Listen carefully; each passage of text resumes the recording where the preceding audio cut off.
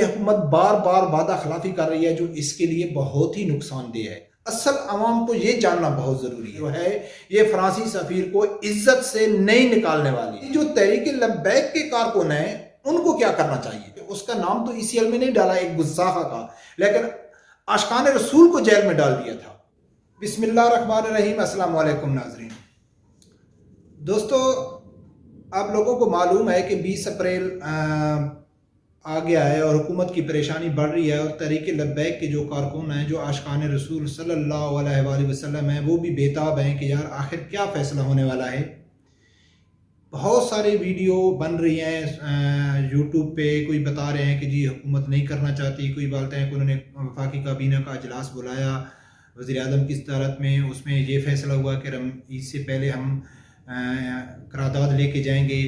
कुछ क्या बोल रहे हैं, कुछ क्या बोल रहे हैं, लेकिन ये तो हकीकत है कि तहरीक लब्बैक ख़ासकर अल्लामा साद रिजवी साहब जो हैं वो बार बार इस चीज़ के ऊपर बयान दे रहे हैं। जितने भी उनके आला उहदेदार हैं वो ये कह रहे हैं कि भाई हम किसी सूरत में आगे मज़ीद हम डिले नहीं करेंगे।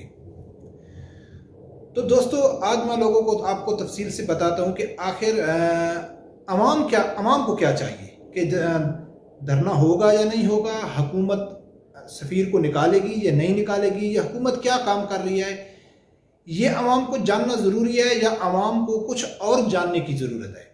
दोस्तों, बात यह है कि धरना होगा या नहीं होगा, हुकूमत सफ़ीर निकालेगी या नहीं निकालेगी, ये तो वक्त बता देगा हमको। ये हकीकत है कि सवाल ये पैदा होता है कि क्या हुकूमत सफ़ीर को निकालना चाहती है या नहीं चाहती, हुकूमत इस काम में मुखलिस है या नहीं है। रियासत मदीना का दावा करने वाले जो अक्सर ये कहता है कि जी जो भी लीडर है, लीडर की एक क्वालिटी होती है कि इंसान को सच बोलना चाहिए। और उसके बाद तहरीक लब्बैक या जितने भी आशिकान रसूल अकरम सल्लल्लाहु अलैहि वसल्लम हैं, क्या उनको धरने में जाना चाहिए, नहीं जाना चाहिए, या वो क्या समझते हैं कि तहरीक लब्बैक का जो मुतालबा है वो जायज़ है या नहीं है। असल अवाम को ये जानना बहुत ज़रूरी है। दोस्तों, सबसे पहले मैं आप लोगों को बता दूं कि अल्लामा खादिम हुसैन रिजवी रहमतुल्लाह अलैह ने जब लास्ट टाइम धरना दिया था, जब उसके 2-3 दिन बाद उसकी डेथ हो गई थी, वहाँ भी हम में नहीं रहे, तो उस जो मुआहदा हुआ था 16 अप्रैल तक, उस मुआहदे गवर्नमेंट ने क्या कहा था कि भाई हमको 3 महीने का टाइम चाहिए, हम ये वफाकी काबीना में इसका उठाएंगे, फिर हम इसको पार्लियामेंट में लेके जाएंगे, हम वादा करते हैं कि हम जो सफ़ीर है उसको निकालेंगे। उसके ठीक दूसरे दिन मैंने एक वीडियो बनाई थी। उस जो गवर्नमेंट का डेलीगेशन था उसमें नूरुल हक कादरी थे, जो बस मजहबी वाकई वजीर हैं, वो थे। उन्होंने एक BBC को इंटरव्यू दिया था। तो सबसे आज BBC को इंटरव्यू देते हुए नूरुल हक कादरी साहब से जब BBC वाले नुमाइंदे ने सवाल किया कि जो आप लोगों ने तहरीक लब्बैक के साथ मुआहदा किया है, तो क्या आप फ्रांसीसी सफ़ीर को बाहर निकालने के लिए, उसको मुल्क बदर करने के लिए क्या कानून साजी करेंगे? अगर आप कानून साजी पर अमल नहीं कर सके, अगर आप ऐसा नहीं कर सके, तो क्या तहरीक लब्बैक कोई कानूनी कार्रवाई कर सकती है आपके ख़िलाफ़? किसी अदालत में या किसी प्लेटफार्म पे आपको ख़िलाफ़ कानूनी कार्रवाई हो सकती है? तो उसने आगे से बदकिस्मती से ये जवाब दिया है कि इस पेपर की कोई कानूनी हैसियत नहीं है।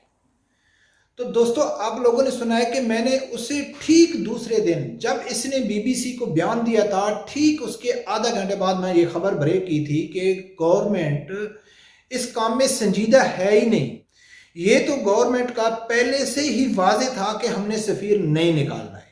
उससे पहले भी गवर्नमेंट ने वादा किया था, आसिया मलूना के रिहाई के टाइम भी गवर्नमेंट ने मुआहदा किया था तहरीक लब्बैक के साथ कि भाई हम क्या करेंगे कि इसके केस को दोबारा रीओपन करेंगे, हम उसका नाम ECL में डालेंगे। लेकिन उन्होंने क्या किया कि उसका नाम तो ECL में नहीं डाला एक गुस्साखा का, लेकिन आशिकान रसूल को जेल में डाल दिया था। ये तो उस टाइम भी सब सहाफ़ियों ने भी यही कहा था कि यार हुकूमत को ऐसा नहीं करना चाहिए, क्योंकि ये कोई लास्ट टाइम तो है नहीं। अगर नेक्स्ट टाइम ऐसा कोई गवर्नमेंट कदम उठाती है तो फिर वो क्या हिकमत अमली है, जो उलमा कराम के साथ या जो भी धरना देने वाले हैं उनके साथ अगर वो झूठ में करके, तो उस टाइम भी क्या किया था कि गवर्नमेंट ने झूठ बोला था। उसके बाद शहीर सियालवी साहब ने सफ़ीर को निकालने के लिए धरना दिया था फ्रांसीसी एम्बेसी के सामने, उस टाइम भी उनके साथ झूठ और धोखे से काम लिया गया। अल्लामा खादिम हुसैन रिजवी साहब के साथ भी झूठ और धोखे से काम लिया गया। उसके बाद जब 16 फरवरी नज़दीक आई तो उस टाइम वफाकी काबीना में एक इजलास हुआ था, उसके ऊपर भी ऑलरेडी मैंने वीडियो बनाई थी कि उस वफाकी काबीना के अजलास में ही इस फैसले को मुस्तरद कर दिया गया था कि भाई हम सफ़ीर को नहीं निकालते। क्यों?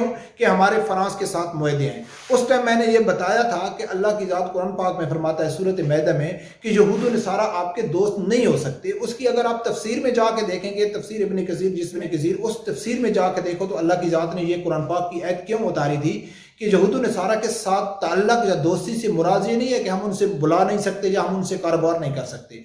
उसकी तफसीर में जाके देखोगे तो अल्लाह की ज़ात फरमाता है कि जो लोग इस नज़रिए से, इस सोच से, इस वजह से जाते हैं यहूद नसारा के, अगर हम इनके साथ ताल्लुक नहीं रखेंगे तो ये हमको नुकसान पहुंचाएंगे, क्योंकि ये मालदार हैं, ये पैसे वाले हैं, अगर हम इनके साथ ताल्लुक नहीं रखेंगे तो ये हमको नुकसान पहुंचाएंगे। तो इससे क्या मुराद हो गया कि जो भी यहूद नसारा से इस वजह से ताल्लुक रखता है कि यार ये पैसे वाले हैं, इनके साथ हमारा मुआहदा है, ये हमारे से बाइकाट कर देंगे, तो अल्लाह की ज़ात उस आयत के तर्जुमे में फरमाता है कि वो लोग उन्हीं में से हैं जो यहूद नसारा के साथ दोस्ती इस वजह से रखते हैं, वो उन्हीं में से हैं। तो दोस्तों उस टाइम भी वफाकी काबीना ने इसको मुस्तरद कर दिया था। अभी उसके बाद जब इन्होंने जाके तहरीक लब्बैक के सामने हाथ जोड़े कि भाई आप इस जो 16 मार्च का जो है इसको आप हमको 2 महीने का टाइम चाहिए, क्योंकि FATF का जो अजलास आ रहा है उसमें हम हमारे लिए प्रॉब्लम होगी। लेकिन उसके 10 दिन बाद FATF के इजलास में भी वो उन्होंने कुछ नहीं किया, वही ग्रे लिस्ट में रह गया। तो फिर ये सोए रहे। अभी जब 20 तारीख नज़दीक आई तो इन्होंने एक वफाकी काबीना का अजलास बुलाया जिसकी सदारत इमरान खान साहब ने की। इमरान खान साहब ने क्या कहा है कि भाई अभी आप उस वीडियो को गौर से सुनोगे तो उसमें क्या कहा गया है कि इमरान खान साहब को ब्रीफिंग दी गई। इमरान खान साहब को जो पाकिस्तान की मौजूदा सूरत हाल है उसके ऊपर ब्रीफिंग दी गई और उसको ये कहा गया, उसको ये बताया गया, उसको ये तजवीज़ दी गई कि भाई तहरीक लब्बैक का जो मुतालबा है फ्रांसीसी सफ़ीर को निकालने का, उसकी जो करारदाद है वो पार्लियामेंट में लेके जाके मंजूर की जाए। यानी कि वज़ीर आज़म को मालूम नहीं है, वज़ीर आज़म को इस चीज़ का इल्म नहीं है कि जिसने खुद टीवी में आके कहा था कि तहरीक लब्बैक का हम 20 तारीख के बाद हमने उसके ऊपर यानी कि 20 तारीख का हमने टाइम लिया है तहरीक लब्बैक से, तो फिर हम फ्रांसीसी सफ़ीर को निकालेंगे पार्लियामेंट में, जो उनका प्रोसेस है उसमें नहीं। लेकिन दोस्तों फिर मैं आप लोगों को कह रहा हूं कि ये कुछ भी नहीं होने वाला है। फ्रांसीसी सफ़ीर ये पाकिस्तानी गवर्नमेंट, मौजूदा खासकर ये गवर्नमेंट जो है ये फ्रांसीसी सफ़ीर को इज्जत से नहीं निकालने वाली, इजी तरीके से नहीं निकालने वाली। उन्होंने कभी सोचा ही नहीं है। निकालना तो दूर की बात, मुखालफत तो दूर की बात। हाँ भाई वफाकी काबीना ने कुछ ने मुखालफत की, कुछ ने हक में डाल दिया। इन्होंने सोचा ही नहीं है कि भाई हम तहरीक लब्बैक के इस मुतालबे को पूरा करेंगे, फ्रांसीसी सफ़ीर को निकालेंगे, क्योंकि इनमें इतनी गैरत, इतनी दम नहीं है। तो फिर हम कैसे कह सकते हैं कि हुकूमत क्या करे? हुकूमत कुछ भी नहीं कर रही है। हुकूमत सिर्फ हीले और बहानों से काम ले रही है, जो इसके लिए इंतहाई नुकसानदेह है।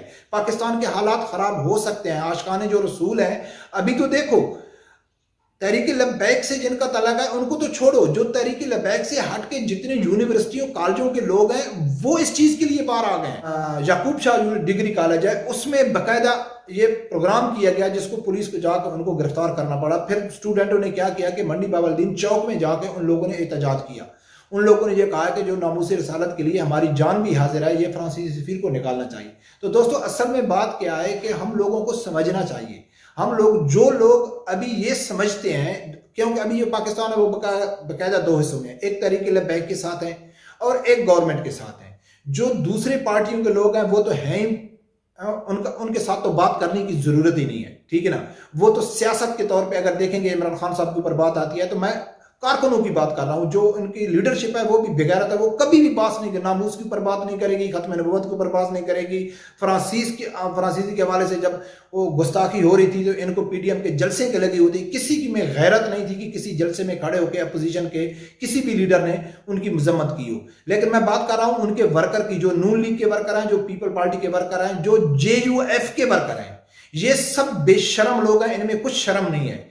वो यार कम से कम एक साइड में खड़े हो जाओ। जब आप PTI के साथ खड़े होगे फिर हम आओ हमारे साथ बात करो कि क्या तहरीक लब्बैक का मुतालबा वो जायज़ है या गलत है। जब तहरीक लब्बैक के साथ खड़े हो, आप सेंटर में खड़े हो, आप सेंटर में आप खड़े किसको धोखा दे रहे हो?